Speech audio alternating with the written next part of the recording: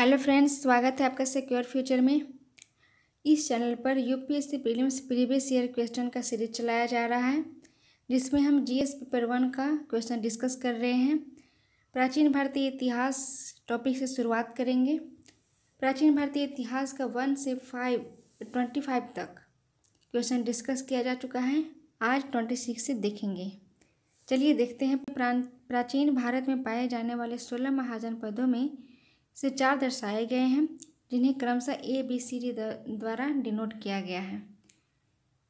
तो इसका आंसर होगा सी, मत्स्य, अवंती, वत्स, अंग। 27 क्वेश्चन है, महायान बौद्ध धर्म में बोधिसत्व अवलोकितेश्वर को और किस नाम से जाने जाते हैं? तो इसमें आंसर होगा पद्मपाणि, जो अवलोकितेश्वर का ही संस्कृत नेम है। गुप्त शासकों द्वारा जारी किए गए चांदी के सिक्के कहलाते थे रूपक। सूची 1 को सूची 2 से मिलान करना है। वराहमिहिर बृहत संहिता का रचना करते हैं। इसमें से इसका आंसर हो जाएगा बी। तो पहला का 3 यानी कि बृहत संहिता, वराहमिहिर बृहत संहिता, विशाखादत्त, देवी चंद्रगुप्तम, शूद्रक, मृच्छकटिकम, विल्हन, विक्रमांक, देवचरितम। 30 क्वेश्चन है, निम्नलिखित में से कौन सा प्राचीन भारत में व्यापारियों का निगम था? तो इसमें होगा आंसर डी, मणिग्राम। पुलकेशिन प्रथम बादामी शिलालेख शक वर्ष 465 का दिनांकित है। यदि इसे विक्रम संवत में दिनांकित करना हो तो वर्ष होगा 601। यूनानी कुषाण एवं शकों में से कई ने हिंदू धर्म के स्थान पर बौद्ध धर्म को अपनाया, क्योंकि जाति प्रथा से अभिभूत हिंदू धर्म की ओर वे आकर्षित नहीं हुए। 33 अशोक के जो प्रमुख शिलालेख संगम राज्य के विषय में हमें बताते हैं, उनमें सम्मिलित है दूसरा और 13वां, अतः सी आंसर होगा। 34 निम्नलिखित युग्मों में से सही सुमेलित है। इसमें बताना है कि कौन सा सही सुमेलित है। तो इसका आंसर हो जाएगा बी, 1, 3, 4 यानी कि मृच्छकटिकम, शूद्रक, मुद्राराक्षस, विशाखादत्त और हर्षरित, बाणभट्ट। 35 भारत में निम्नलिखित में के आने का सही कालानुक्रम क्या है? सोने का सिक्का, आहत मुद्रा, चांदी के सिक्के, लोहे का हल, नगर संस्कृति। इसका आंसर होगा डी यानी कि 4, 3, 2, 1 नगर संस्कृति, जो हड़प्पा टाइम में ही देखा गया। 36 इस प्रश्न में 2 वक्तव्य हैं। एक को कथन ए तथा दूसरे को कारण आर कहा गया है। इन दोनों वक्तव्यों का सावधानीपूर्वक परीक्षण कर इन प्रश्नों का उत्तर नीचे दिए हुए कूट की सहायता से चुनिए।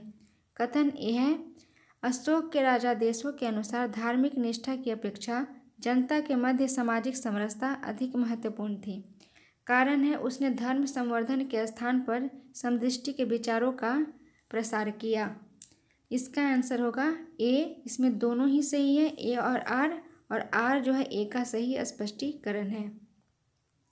37 है, निम्नलिखित युग्मों में से कौन से सही सुमेलित हैं? लोथल प्राचीन गोदीवाड़ा क्षेत्र, सारनाथ बुद्ध का प्रथम धर्मोपदेश, राजगीर अशोक का सिंह स्तंभ शीर्ष, नालंदा बौद्ध अधिगम का महान मठ पीठ। इसका आंसर होगा सी, 1, 2, 4। तो लोथल सही है, प्रथम प्राचीन गोदी क्षेत्र था। सारनाथ बुद्ध का प्रथम धर्मोपदेश, राजगीर अशोक का सिंह स्तंभ शीर्ष, अशोक का सिंह स्तंभ शीर्ष राजगीर नहीं बल्कि सारनाथ में था। नालंदा बौद्ध अधिगम का महान पीठ।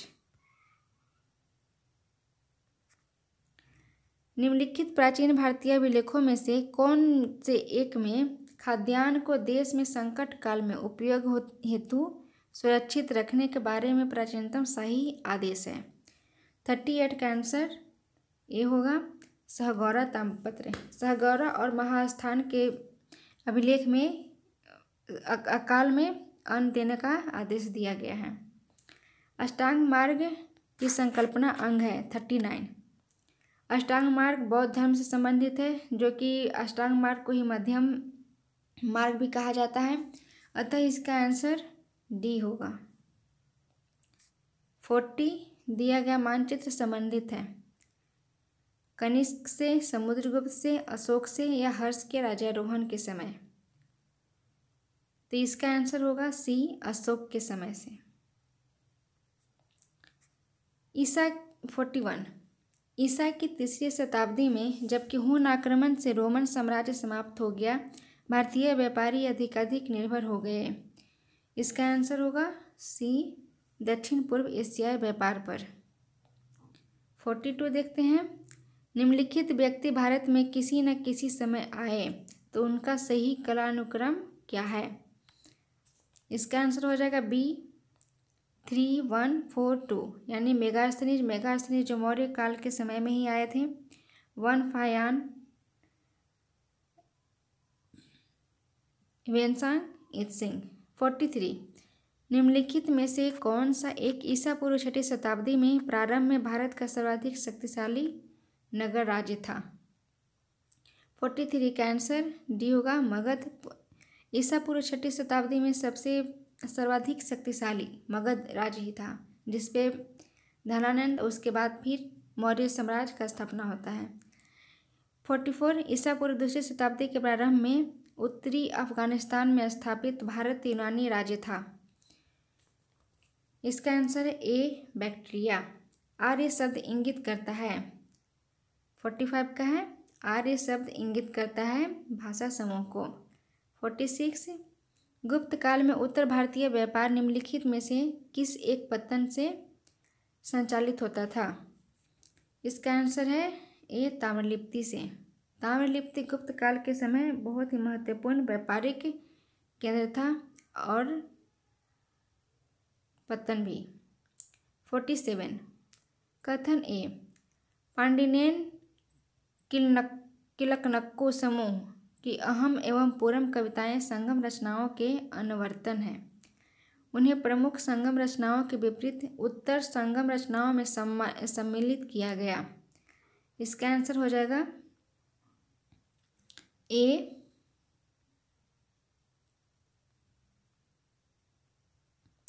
दोनों ही सही है और आर एक ही सही व्याख्या करता है। किलकनक्कु समूह जो था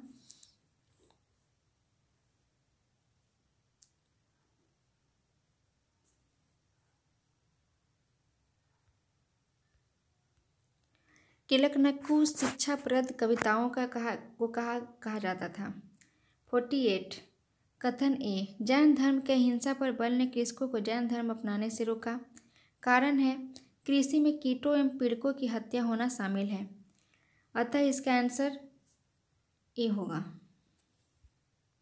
दोनों ही सही है और आर जो है एक ही सही व्याख्या करता है। 49 कथन, कारण इसमें भी है।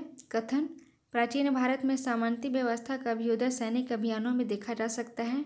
कारण, गुप्त काल में सामंती व्यवस्था का पर्याप्त विस्तार हुआ। इसका आंसर होगा ए, नहीं बी, सॉरी। 50 है, अशोक ने कलिंग को मौर्य साम्राज्य में जोड़ लिया। कारण है कलिंग दक्षिण भारत से आने वाले स्थलीय एवं समुद्री मार्गों को नियंत्रित करता था। इसका आंसर है ए, अशोक ने कलिंग पर आक्रमण ही इसलिए किया था कि ताकि उसके स्थलीय और समुद्री मार्ग को नियंत्रित कर सके। Thank you friends. अगर आपको ये वीडियो पसंद आता है, लाइक, शेयर एंड सब्सक्राइब करना न भूलें। Bye bye.